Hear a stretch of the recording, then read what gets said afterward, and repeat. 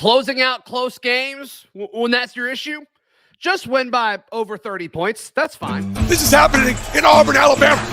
We're a football school, but we're also an everything school. You are Locked On Auburn, your daily podcast on the Auburn Tigers.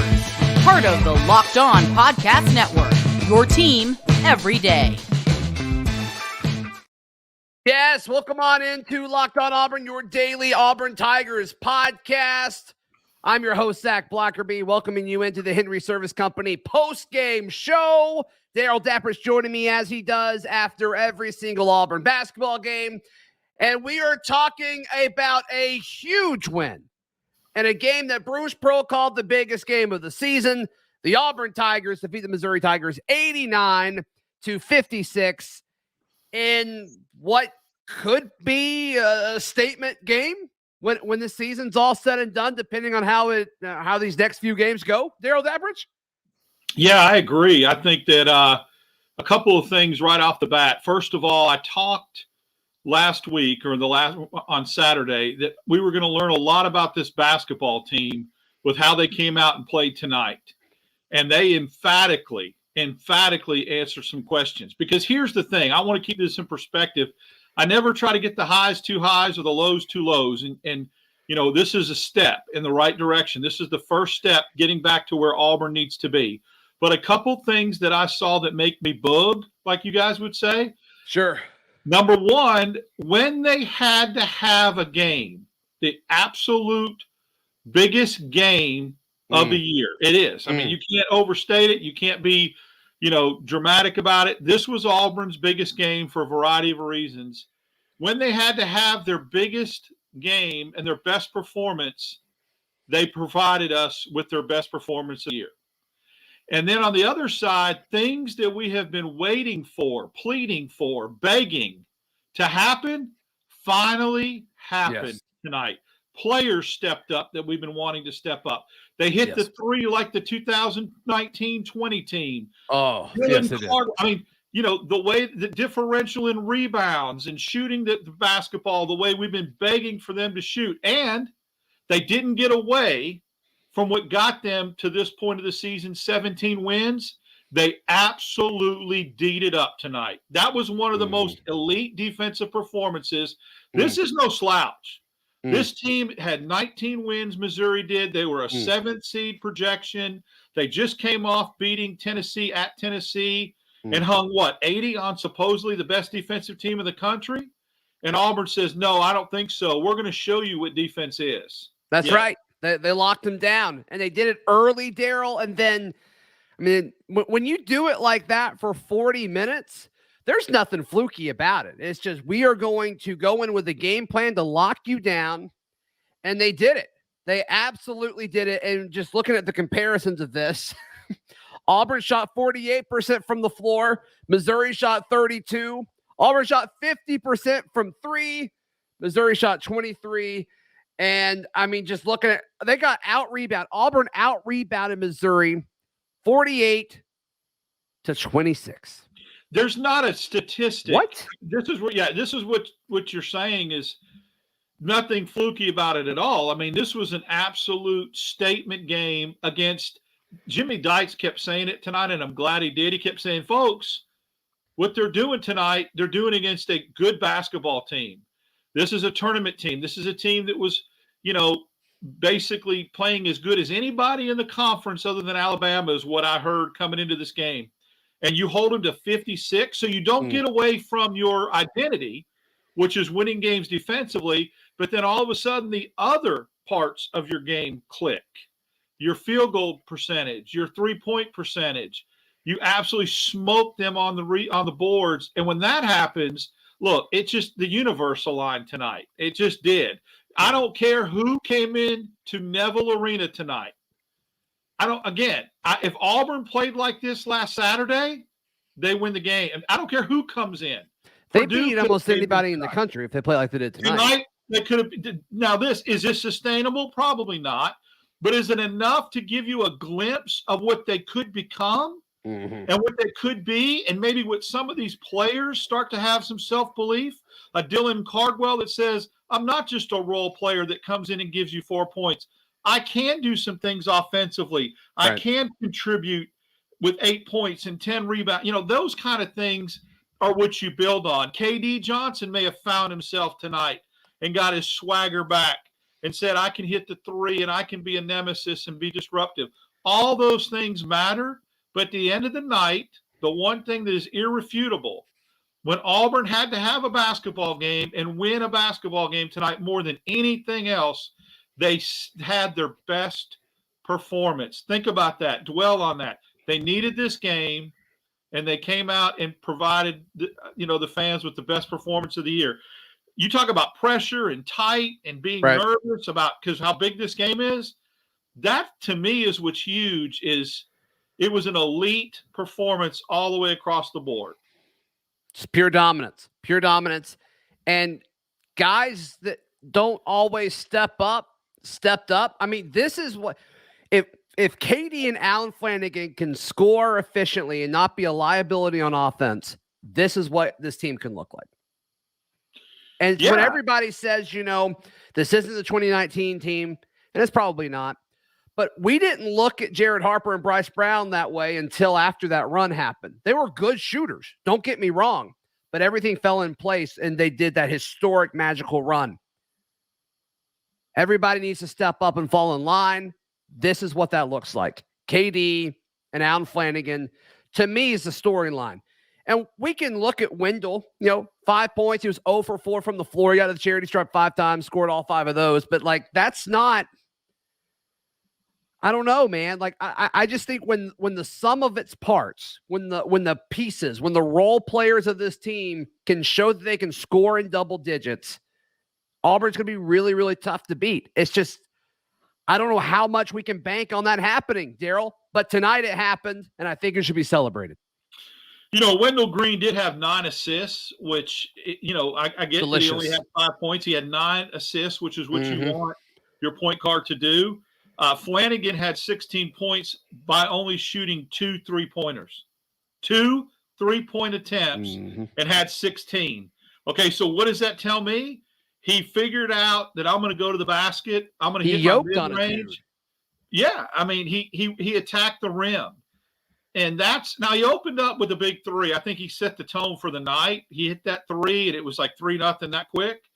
I just think that, that's really – he's in a good place if he does that. If he plays that way, I'll tell you what. I know this. I know that something was said. I think Bruce probably got on them pretty hard Sunday and Monday at practice. I think he probably said, look, we're not playing the way we are supposed to be playing. You're on the verge of missing the NCAA tournament, and probably got some dudes' attention because they played that way tonight. They absolutely did. Donnie asked, how many conference game did the Final Four team lose? Weird way to phrase that question. I think they were 12-6. I think they were 11-7. Yeah. Okay. All right. You can check it. You got that nice monitors. You can check that out with. But I think they were 11-7. And I remember them struggling a little bit and going on the road at Georgia, and Chuma hit a big 3 to win it. And that was a springboard. I felt like after they won that game, they were going to get in the tournament because they were in the bubble until then. And that kind of springboarded them. This kind of performance. Now, again, you got to stack these. But look, there was nothing. This was a statement. It was emphatic. I don't know how 11-7. You're right. I don't know how you can look at this from a ranking standpoint, or I get it. The analytics that are non-biased, that are just numbers, that you win by 30 or you win, in this kind of scenario with net and all that. But the eyeball test, this was the most impressive win of the year, and probably going back into, a game in January, maybe last year, because they got on that little funk towards the end of the year. Sure. Let's. And I just want to reinforce, how big of a win this is. And Donnie, I just want to make sure Darrell was correct. It is 11-7 to answer your question. But going into tonight, just the SEC slate of action tonight, Missouri, Auburn, and Kentucky were all tied 4th, 5th, and 6th, respectively, at 7-5 in conference play. And you beat one of them. You beat Missouri. And so now Auburn, once again, Darrell is a top 4 team in the conference, getting that double bye when the SEC tournament rolls around. Like that's, once again, that's what we're looking at. And we talked about this before, even on Saturday when we were kind of heartbroken. Let's just call it what it was. And we're like, well, still, every projection had Auburn losing on Saturday and still going 11-7 in the SEC. They had them winning tonight, surely, but not by this margin, Darrell. But once again, 11-7 is in play. Obviously, you can go 12-6. I think that'd be incredible. But a top 4 seed in the SEC is still in play all of a sudden. And if you play like that, it could be even higher. Well, tonight, this is why it was another big – tonight with this win, Auburn now sits alone in 4th place, do they not? They've separated themselves from Missouri. Of course, Kentucky hasn't played, but Auburn is by themselves in 4th place behind A&M, Tennessee, and Alabama. So that's another reason why it was so big, because the team tied with you, besides Kentucky, in that little log jam for 4th place, you've just got a little separation. And, oh, by the way, you don't play them again. So now you own the tiebreaker against them as well. Point. That's a good point, Darrell. And that's why the Kentucky game is so big too. Now, of course, Kentucky can end up losing a couple more before the time that Auburn gets in there and plays them at Rupp. But if Auburn and Missouri go down to the wire and they're tied, Auburn gets the nod because of this win tonight. There were so many gigantic factors. 19-6, tied with you in the conference. The way Missouri's playing, potential quad 1 win. Right. I mean, there were a lot of things that just lined up. And then you go out and absolutely take their manhood. And look, let's not underestimate when we're talking about being defensively elite. In my opinion, Kobe Brown is one of the top 3 players in the SEC. And when I go eat my cereal tomorrow morning, he's going to be on the side of my milk carton because he was non-existent. He was missing in action. What kind of cereal are you going to have? I think I'm going to go with a little Fruit Loops tomorrow. Strong. Yeah, I'm going to go a little Fruit Loops in honor of Jeff Goodman. So I think that I wasn't ready for that. So, he's just a little loopy, right? Little goony. But sure. Yeah. So I just don't. I mean, again, there's so many factors of some things that Auburn did tonight that you look at we could just be excited about the offensive performance alone. But Is that Jasper quietly 2 of 3 from 3, by the way? Yeah, and you know what? I think he could have hit that first one too, and then he looked a little bit scared to take another one. So I'm glad he came back and hit 2 in a row. That'll do wonders for his confidence. Yeah, no question about it. Gavin asking, is this considered a quad 1 win? We looked that up on Saturday. I think it's just outside. I think it's a high quad 2, Gavin. But still, I'll take it. It's an SEC win. That's what we really need to be holding on to. It's an SEC win against a team that you were tied with in the standings. And now you go to Vanderbilt, a team that beat South Carolina tonight, and they're right behind you. They're currently 7-6. Auburn's now 8-5. You talk about seeding and kind of fending off the folks behind you. You got a great opportunity to do that on Saturday. Yeah, I think there's somebody in the chat that's saying it is a quad 1 win. These things change so quickly for teams that are on that quad 1. Wings of high blood pressure says that. Yes, that's a great name. Like Northwestern would I'm going to throw a big word at you, vacillate between 1 and 2. Are you allowed to say that? Yeah, we're allowed to say that. So they would go back and forth. Yeah, they would go back and forth between 1 and 2.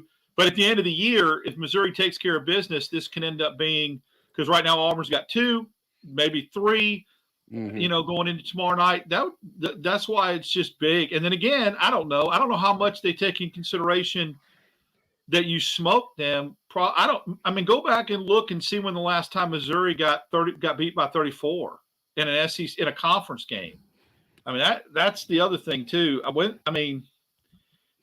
This is the kind of performance that I've been waiting for all year when I'd say, why do other teams in the SEC, why can they beat somebody 30 and put it on cruise control and relax a little bit when you're watching the game? And Auburn just seems to have to really fight and battle. Even though we beat Georgia pretty handily a couple weeks ago, this was one of those games at halftime, it was over. Right. Over. You could, and it wasn't one of those things where like, okay, we're up 12 or whatever. I hope we don't, Right. just ruin this. Like it was done. Like neither team needed to play in the second half. It's funny that this is how, I don't know, fatalist I am. Missouri cut it to 16 in the first half with about 2 minutes to go. Mm-hmm. And Jimmy Dykes was like, oh, they can get it to 10 or 12. And I'm going, here we go. And you know what Auburn did? You blinked. You went up to get a adult beverage, and they were up 22. That's it. They stepped on their throat. That was the game. That was ball game. They ended them right there. And the half wasn't even over yet. I mean, there were people at the game that probably got on with their Valentine's Day, took their sweethearts out somewhere to eat because it was over. That's right. Harrison saying we beat Missouri in 2019 by 32 and 19. See? Hey, that's good karma, right? That's good. That's a good little, Yeah. Maybe it's a happy coincidence. Yeah. I like it. I'm cool with that. Look, some days you just have days where everything goes right. And then just out of the blue, something happens. Maybe you're like Missouri and just things don't, you come home and there's an issue in your home. Henry's Service Company, the folks you need to call, because it doesn't really matter what it is. They have you covered, whether it's electrical, plumbing, HVAC. Darrell, you've dealt with this with your company. You've got all kinds of big pieces of equipment. Something goes wrong. Doesn't matter what day. Doesn't matter what time. You call Henry's Service Company, 334-288-2700, and they've been on the spot every single time. Really, they have. And again, it's service. People talk about that. It sounds so cliche. But all I would do is just tell people to try it out. I'm not lying. You'll see. You call them. They are there. They answer their phone. That's big time in this day and age. It really is. Yep. War Eagle Wyoming says in the chat here, need to give Mizzou Henry's number. They broke. There's no question about it. 334-288-2700. Yeah. Thank you, War Eagle Wyoming. That was a very great point and very gracious of you. Alabama license number 00021. All right, Darrell, looking ahead now, can you take what happened tonight and say, okay, we feel better about the remainder of the schedule. We feel better about Auburn going to Vanderbilt. We feel better about Auburn hosting Ole Miss. We feel better about Auburn going to Kentucky. We feel better about Auburn going to Tuscaloosa and Auburn hosting the Tennessee Vols in the season finale. Is what happened tonight enough to feel good about the remainder of the schedule? You said 4-2 when we talked about this on Saturday. What happened tonight, in my mind, makes that seem much more likely. It does. Your momentum and how you feel about yourself only lasts until your next game. But I do believe that you could have absolutely lost the season tonight. I mean, I don't want to be dramatic, but if Auburn comes back at home tonight and loses this game, I don't know how emotionally, psychologically they get right and go on a run that they need to go on to get in the tournament. I just don't. I think it could have broke them. So how they responded when it was really crunching time, where it was like, oh man, you talk about pressure. You better win this game after losing 5 of 6. They didn't just like hang on and win a game ugly. They made they made a statement. That is why I think you should have some optimism going into these last 5 games because of how it got done tonight. Look, people can say, well, Auburn went on that nice streak when they won 5 in a row. I get it. But at no point during the year did we ever look like we looked tonight. Period. Yeah. End of story. It was impressive. Yeah, folks in the live chat, James, scandalous misconduct is also saying it. What if we beat Bama? And if you shoot 50% from 3, you're going to beat anybody. Yeah, right? Let's just be honest. You'll beat anybody, right? You out rebound somebody by 20, hold them under 60, and shoot 50%. You'll beat the freaking Globetrotters. Yeah. I mean, you destroy. You destroy anybody I you don't play. care who comes in there. You will win the basketball game. Period. I was asked this morning on the radio, okay, what about Missouri? Do Auburn fans need to pay attention to watching this game? And I said, this game's not about Missouri. I'm sorry, it's just not. This game's about Auburn. Can Auburn do what they need to do? Can folks take care of the basketball? Can we have effective scorers? And can we shoot the ball at a clip that we're capable of doing? And they did it. Yeah, man. What happened tonight wasn't about Missouri. Nope. And, like, they could have shot better, right? But, like, let's don't discredit what Auburn did defensively, and especially what they did offensively. Like, this game wasn't about Missouri. Bruce Pearl made that very clear. This is a must-win, biggest game of the season, and his guys responded. And that's it, Darrell. I mean, that's what we're looking at here.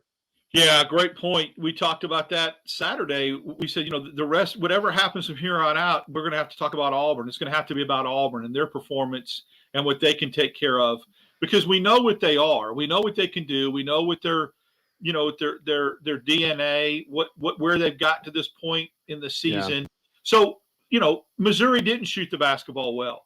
But I always go back to, if you're a good defensive team and have a track record this year of play, I mean, Northwestern scored 42 against Auburn and beat Purdue Sunday. Okay. Digest that. Tennessee in the 40s. Now, Auburn was in the 40s for those games too, but I'm just saying defensively, this isn't a fluke or a flash in the pan. They have held teams below their scoring averages, and that will travel on the road. So when you get into the tournament and you get into the postseason, everything's tight. Everyone's tight. Games are tight. They're lower scoring. That's why the offense had to come along for the ride tonight. And again, we don't know if it's sustainable, but but we didn't know it's not. Shooting 50% from three is not sustainable. No, but you know what? The bad shooting, the abysmal shooting, isn't sustainable either. Hopefully, totally. Great point. You just want to go somewhere in the middle, right? Great just point. Be a little more consistent. That's all. GTAU 92 says, "Who knew Trey could dunk? What an explosive play! We haven't really been able to see him get a free drive like that. More impressive dunk tonight, Trey Donaldson or Alan Flanagan's?" I think Trey's, just because he's shorter, right? I mean, he's got to get up higher. He's got to get more air. But didn't it kind of feel like Allen's was, all right, we had a pretty decent lead, and then Alan Flanagan does that, and it's like, oh, here we go.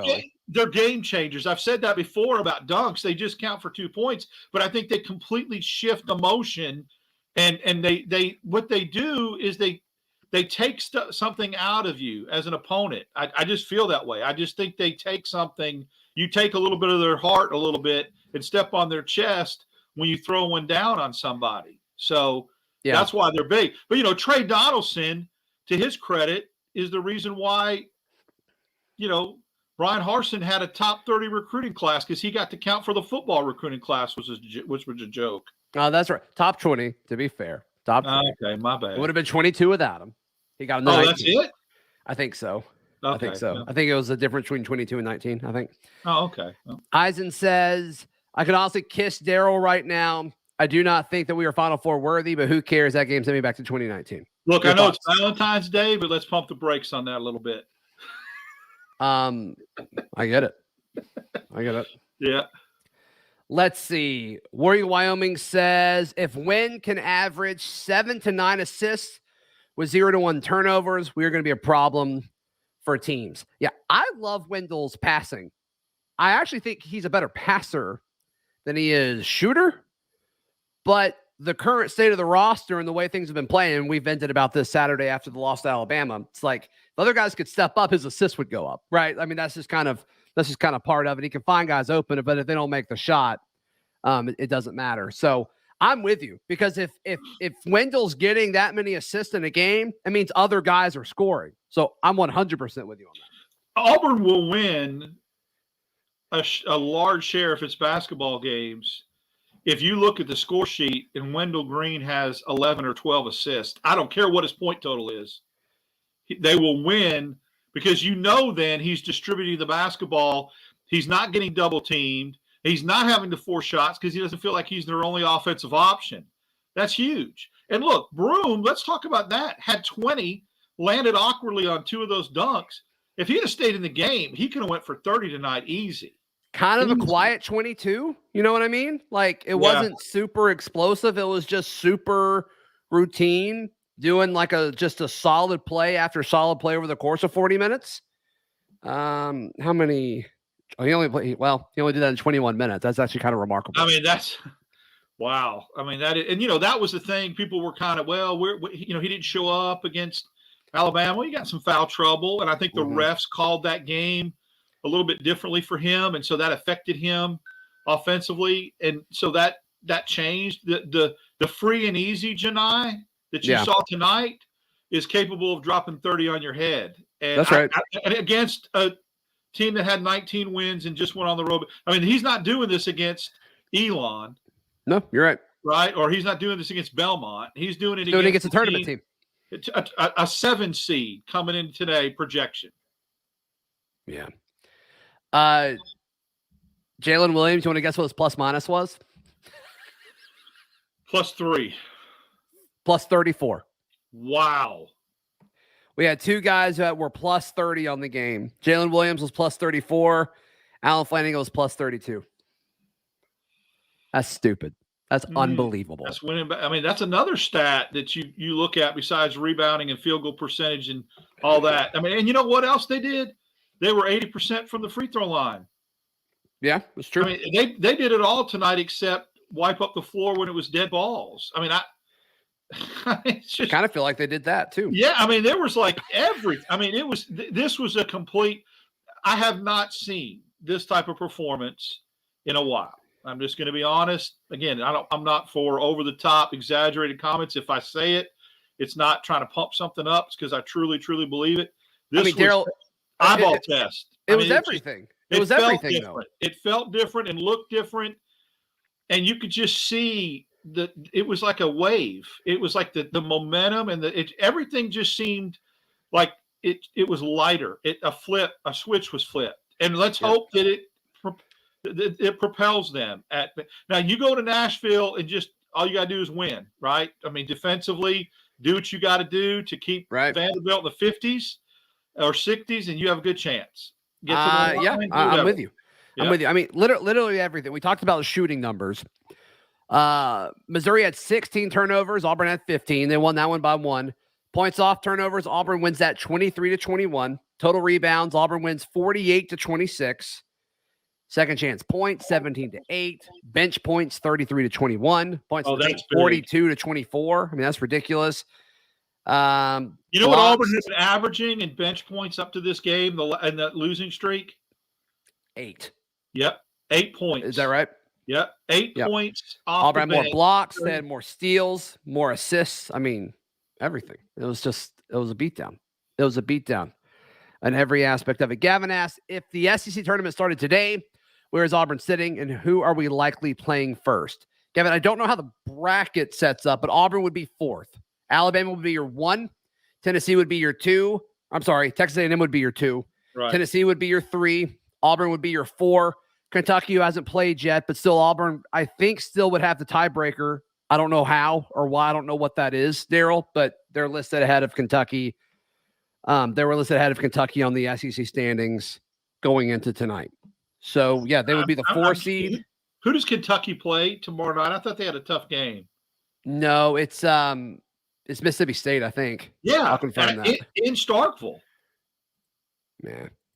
Dude, the way Mississippi State's been playing. Have they been playing well? 5 in a row. Is that right? Mississippi State just beat Arkansas Saturday in Arkansas. So yeah, that ain't no Hostess cupcake tomorrow night. Yep. They beat LSU. They beat Missouri by 11 on the 4th. Yeah, they beat a bad South Carolina team. Yeah, I'm with you. They beat TCU in that Big 12 challenge too. Mm-hmm. Mississippi State did.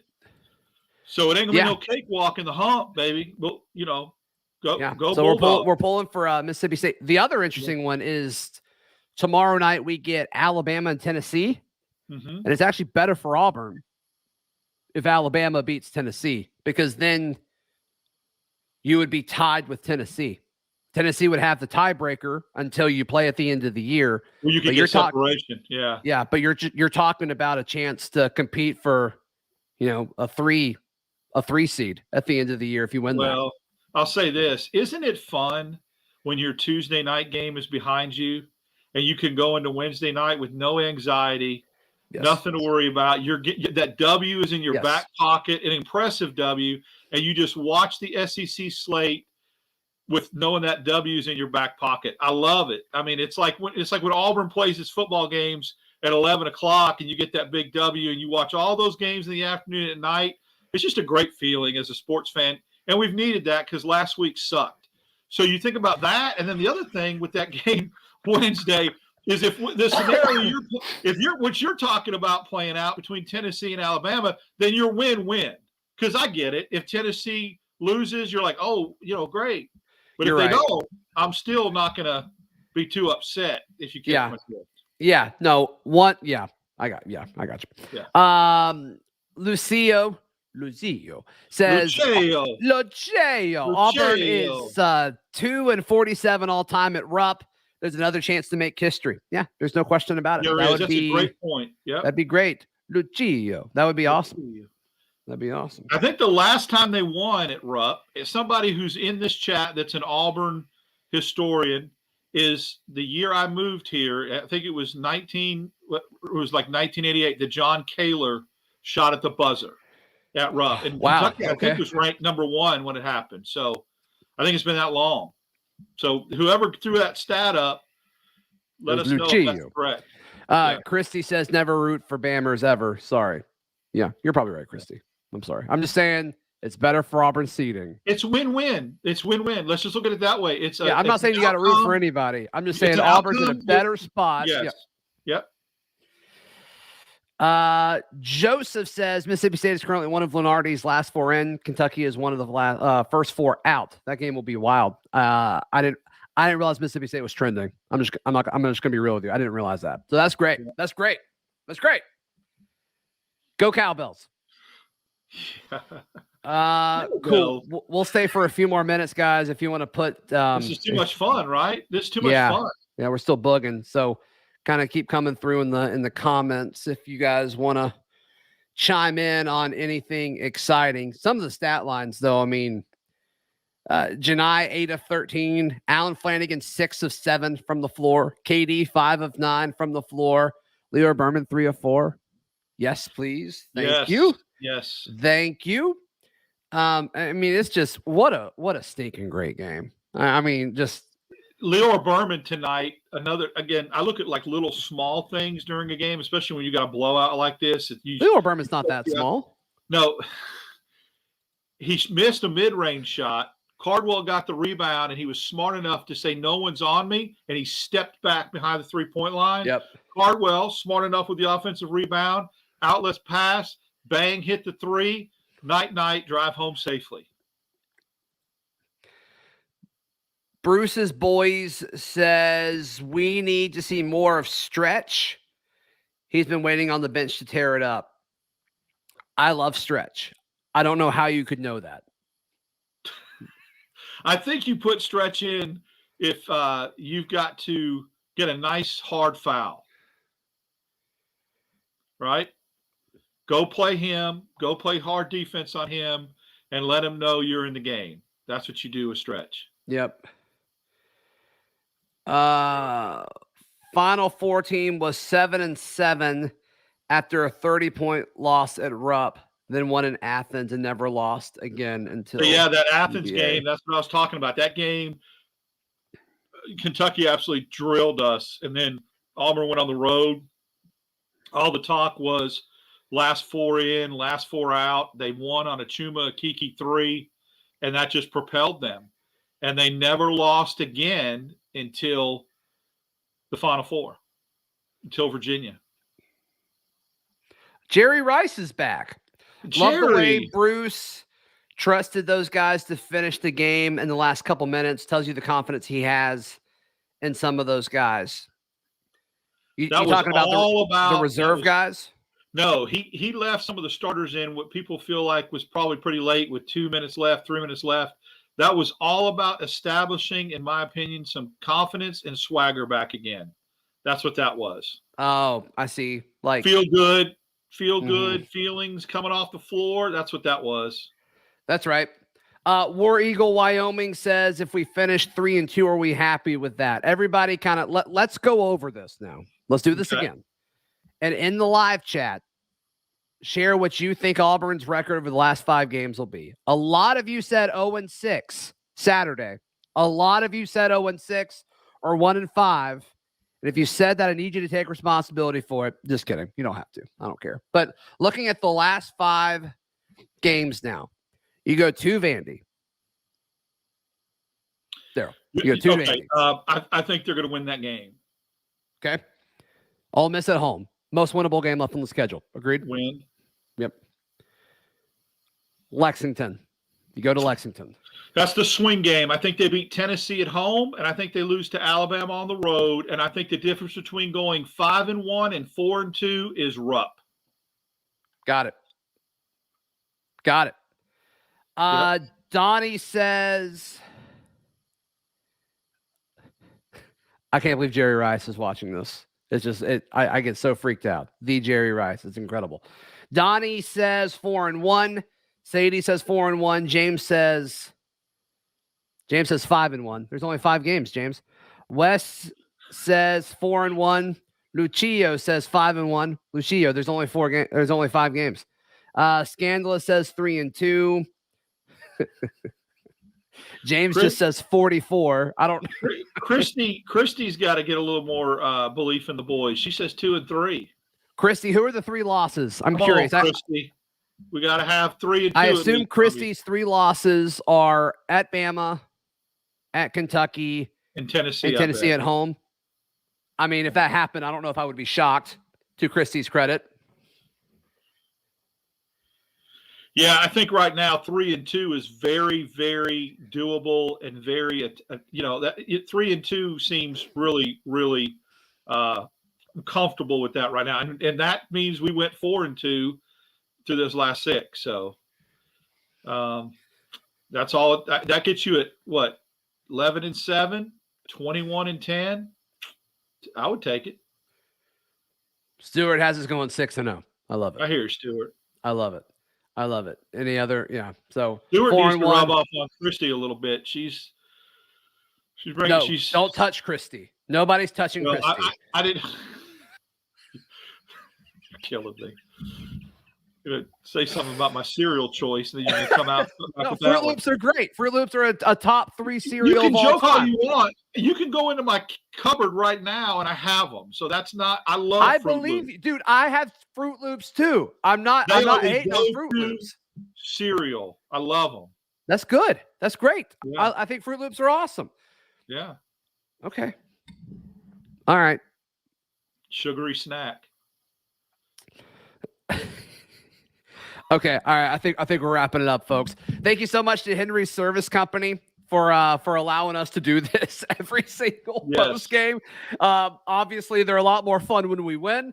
But still, thank you so much to Henry's Service Company for doing this. Darrell, how can people give you some love, brother? DAP6410 on Twitter. Saturday after the Vandy game, we'll be back on again, and then Monday morning with our good friend Ben Taylor on WANI Auburn this morning. Again, we thank Henry Service Company, but in all seriousness, we joke around a lot. Thank you for everyone that listens to this, watches this, and jumps in the chat. It would be boring, and we couldn't do this if we didn't have participation. So thank you. My mother pointing out that it is my wife's birthday. Happy birthday, Leah. Princess Leah. There is nice. There's 0% chance she's watching or listening, but that's okay. And Wes pointing out that we are a couple of sugary snacks on the mics, and I think we'll just leave it there. Thank you so much, Wes, for pointing that out. You can find all of my written work at auburndaily.com, and we will see you tomorrow. This has been Locked On Auburn.